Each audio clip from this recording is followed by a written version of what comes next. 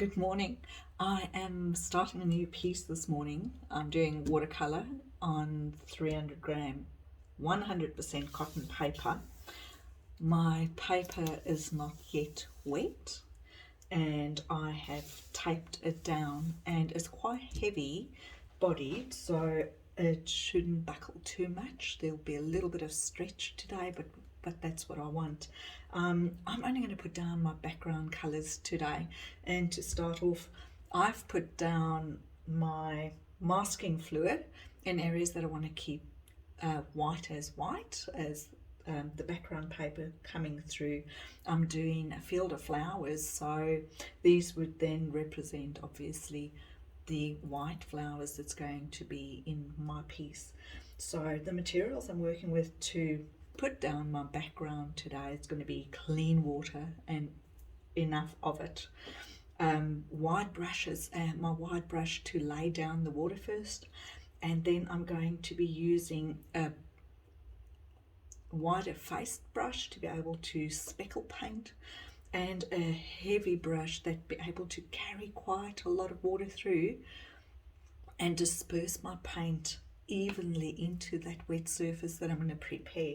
The only colours I'm putting down on my background is a cobalt blue for the skyline, Payne's grey for some depth, and I'm going to bring in a little bit of sienna in the foreground to give some warmth where the leaves would come up and the greens would move over that as I proceed with the work once my first layers dry.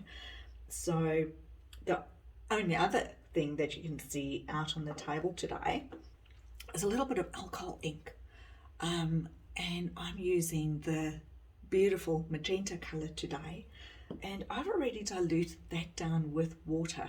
I'm just going to put a light sprinkling of that through to give indication of pink floral behind the white flowers. So it's going to be a little meadow of pink and white daisies once I'm done, hopefully.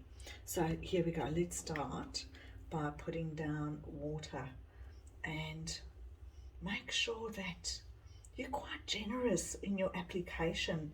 If you're working on 300 gram cotton paper, it should be able to withstand it. And obviously, guys, I put down my masking fluid a couple of days ago as I masked out where I would like my little flowers that will retain the whiteness of the paper to be, so that masking fluid had time to dry right through. Now, as you see, we're getting a little lift off the center already of the sheet. And if you would like to do more controlled work where you get no buckling and your paint flows more freely, I suggest you wet the back of your paper as well. And this will prevent any buckling from happening, as the back of your paper will stick to whatever surface you put it on, and it will smooth out most of that buckle. I really don't mind the buckle today, as I'm going to be quite free flowing in my application of the background colours. Now my table's at a bit of a slant, and that even it won't really affect what I'm doing today. I will be twisting and turning my work, as you see, as I go, so I'm not really too worried about what happens in the slant of the water running down. You'll see as we progress. So I'm going to start by adding water to my already wet brush, and starting by just placing in my blues for the skies, and I work it up into an area of movement. If you don't mind, I'm going to hold my tray up so you can see what I mean. I don't just apply the paint, make sure that I move the paint into a direction, so that it gives you a little bit of motion in your skyline. I love the way this is merging and running down. I could add a little bit more blue and more water if you want to wash it out a little bit more. and I'm quite happy with the way that's going. Now, because I'm painting a field of flowers, landscapes are never flat. They always have angles and turns to them. And to give the indication of that, I make sure that I put down crisscross your field to make sure you get some going up on the hill, some receding, some working back into that skyline as the depths creep in over here. I'm going to put a little bit more Payne's grey behind here, and once again, as you can see, just creating those angles to make your field seem less flat. And let's work this all together and pull it down into this foreground. Now, as I said to you, I'm not really worried about the slant in the paper, and you'll soon see why. So as this is slanting and quite wet, I'm just going to move this around until I get the feel and the flow that I want for this landscape. Don't be afraid. Don't be afraid to do this. It gives so much more character to the underwork, and I'm not tilting it back too far. I don't want too much of that Payne's grey running into the skyline. And as you can see, we have a translucent layer up in front that is quite light enough that I can still work my grasses and greens into that as we go.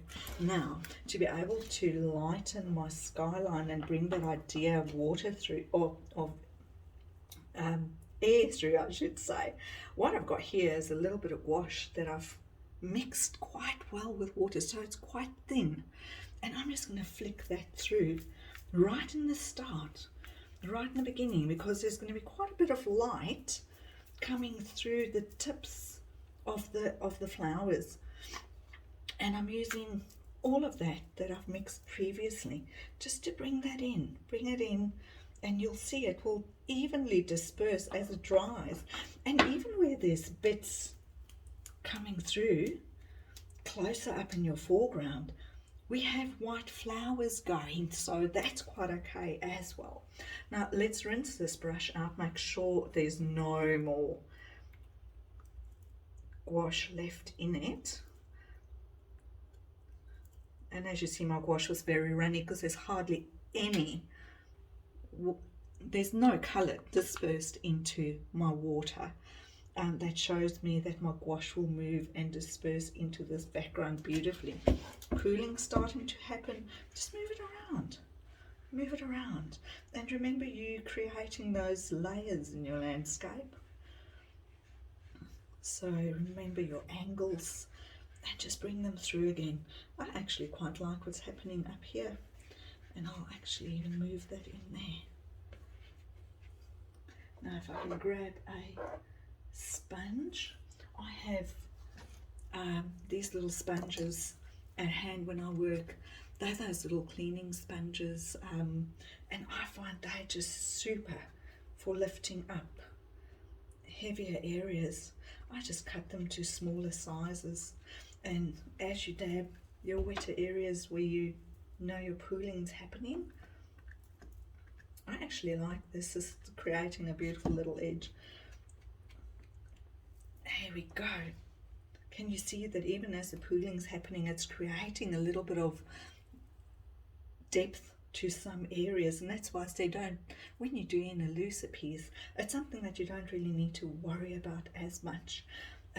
As I move forward, what I'm going to be doing next, I'm going to be dipping my little fluffy brush. Some people use a makeup brush. I've not been that brave yet. So I'm going to wet that.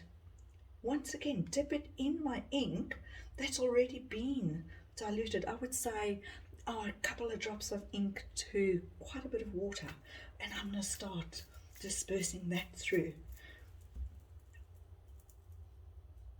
I love the way that's looking already.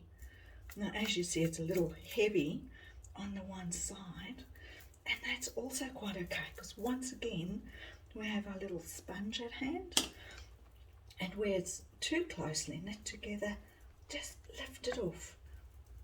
Lift it off. You are painting a field of flowers, so we want the shades to come through to be able to look like a field of flowers lying behind there. I'm quite happy with that.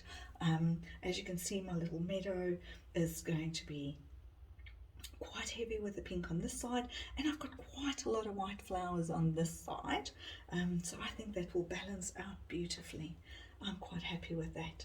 Now, the trickiest part for today is walking away. Yes, I'm going to leave this as it is and walk away so that it has time to dry, and come back to it when it's much drier, and we will continue to work on this field tomorrow.